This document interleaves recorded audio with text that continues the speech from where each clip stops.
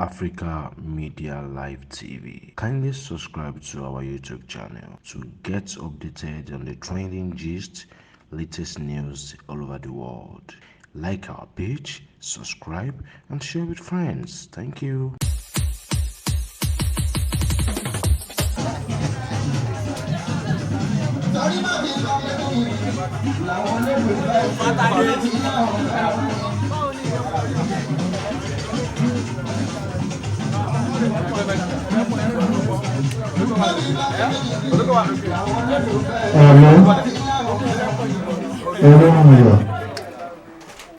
Gbogbo ẹ̀yin tẹ́ tó rí ìjókòó ìwà ẹ̀mà láyé yìí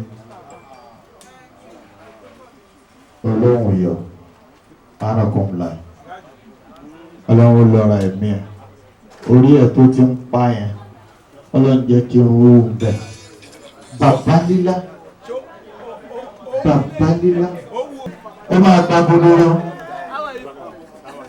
a máa bẹ̀rẹ̀ ètò náà pẹ̀lú bismillah. Assalamu alaikum my chairman. Ẹ jẹ́ kí chairman mi ìṣe MC kò sí MC níbi àdúrà mi ìṣe MC my chairman mi gba MC níbi àdúrà. Bọ̀dá Afrees nìkan ni wọ́n tún súnmọ́ ọ̀rọ̀ Ọlọ́run. Ìjẹ̀bú kò súnmọ́ ọ̀rọ̀ Ọlọ́run kankan. Ọ̀rọ̀ oṣù ló wà lẹ́nu ẹ̀. Bọ̀dá Afrees ká tó bẹ̀rẹ̀ ẹ wá ṣe hi sí àwọn èèyàn tó wà bí followed by Alhaji Adekola Kampo, the next person Honorable Tayo Amokade. Lẹ́yìn yẹn àwa pé obìnrin kan láti Ìbàdàn tó sọ ẹnu pọ̀ bí ẹnu gì yẹn lókà ajá. Ìgbà tó owó ti ń dé ẹ bá pe orúkà lájá ń sìn afẹ́kọ̀ọ́ ajá. Wèrè yín gbà tẹ máa jẹ́ orúkọ tó yóò bá ti dé ẹ̀ ní mọ orúkọ tó yẹ kẹ jẹ́. Ṣé mo ti ń jẹ orúkọ tí mò ń lò? Ìgbà tí mo ti mọ̀ pé lẹ́tàlítà gbọgbọrọ lọ́wọ́ máa yọ. Torí pé mo sáré píkítọ̀ kan ni ẹ̀yin òwe vision níbẹ̀. Orúkà ajá. Common dog tó ń bẹ́rí fún ògùn. Ògùn lápá dangerous ọ̀ṣìmọ́lẹ̀. You know? Mother please come over please. Ẹ pàtẹ́wọ́ fún Honorable Afrees Oyetoro, ògo sẹ́yìn, ògo Nàìjíríà, ògo olótíà, ògo àgbáyé worldwide, ó pọ̀. Ṣèlú alálẹ̀bí lè kẹ̀rẹ́ lákọ̀ọ́kọ́ ẹ jẹ́ kí n kọ́kọ́ sálámọ̀ sí àwọn àfáà wa. Ẹ̀yin àfáà, adúpẹ́ tá a pè yín tẹ́ ẹ wá o, adúpẹ́ lọ́wọ́ yín. Ẹ ṣeun o, Ọlọ́run á wà pẹ̀lú yín bí ẹ ṣe ń sọ ọ́ bẹ́ẹ̀ ni yóò máa jẹ́ o ní agbára Ọlọ́run. Ẹ̀yin náà ò ní rẹ̀yìn o. Àbúrò mi sọ gbogbo nǹkan ribiribi tẹ́ ń ṣe o, Olúwa máa wà pẹ̀lú ẹ̀yin náà. Àdúrà tẹ́ wá ṣe fún wa lónìí lágbára Ọlọ́run yóò mọ́ wa lórí, bó ṣe mọ́ wa lórí yóò máa bá ẹ̀yin náà lọ o. Adúpẹ́ lọ́wọ́ yín, ẹ ṣé adúpẹ́. Ṣèlú alálẹ̀bí ni Karim fún ẹ̀yin ìjọ wa náà, ẹ pẹ̀lẹ́ o. Ọjọ́ ìbí la wá ṣe, a tún wá ṣe àdúrà. Ṣé ẹ rí wípé Afrees ọwọ́ òun náà ti di àgbàlagbà ní ẹ̀hún. Ọdún mélòó ni ẹ báyìí ná?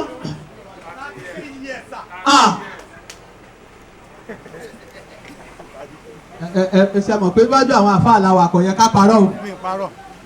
Omi ṣoore ṣé 33 kan ni mí ni? 33. Bẹ́ẹ̀ni, ó ní 33 ni òun lónìí o.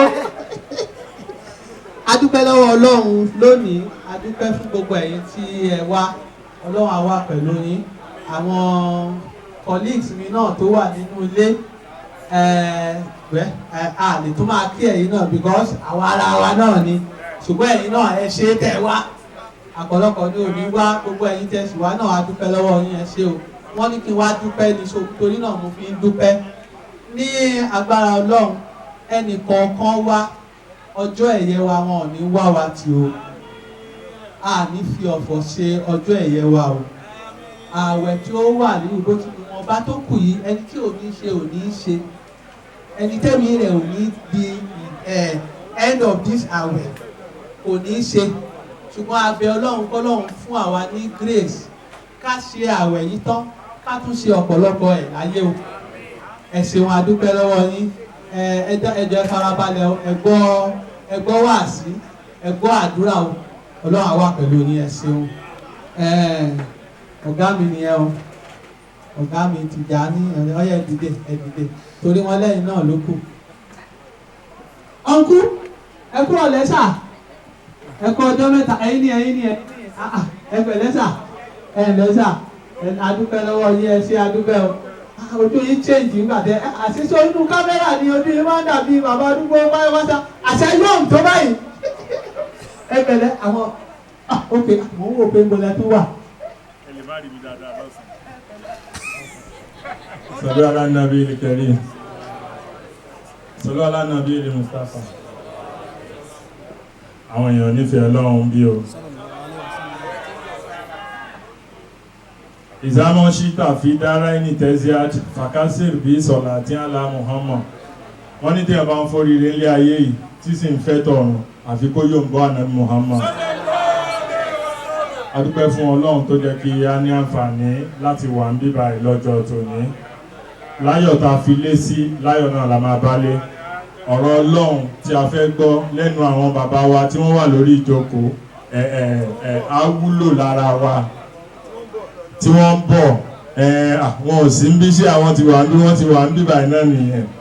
Allahumma salli ala sayyidina Muhammad al-Fatih lima ulika waliya ilmon sabaqna sibliyak biyak wa hadi ila siratikal mustaqim. Subhana rabbika rabbil izzati amma yasifun wa salamun alal mursalin walhamdulillahi rabbil alamin. Next person, Brother Ijebu, ẹ máa bọ̀. Àwa tí ń ṣe lọ́ngbà tẹ́ ń sí òdúró. Mo fẹ́ bá mi announce àwọn mọ́tò. Africa Media Live TV. Kindly subscribe to our YouTube channel to get updated on the trending gist, latest news all over the world.